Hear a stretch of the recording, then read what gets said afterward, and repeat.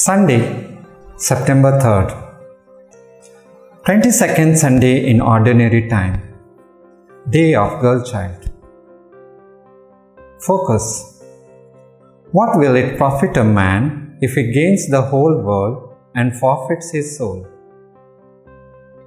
We want a fair share of a family inheritance. We strive for fame and status, or hanker after the material things that are transient. How much more should we not yearn for what Jesus offers? Eternal life.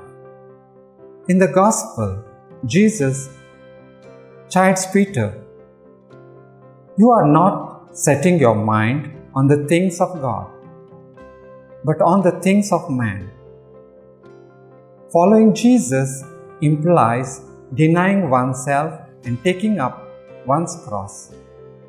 Romans 12:2 says, "Do not be conformed to this world. Be transformed by the renewal of your mind."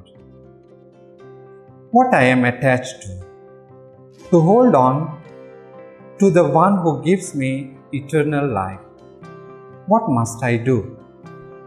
Believe in Jesus. Read and live the scriptures every day.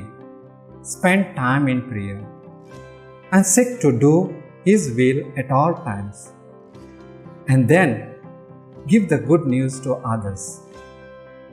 If I say, "I will not mention Him or speak any more in His name," there in my heart, as it were a burning fire shut in my bones, and I am weary with holding in it, will need to steadfastly await the coming of Son of Man in His Father's glory, and He will repay each person according to what he has done.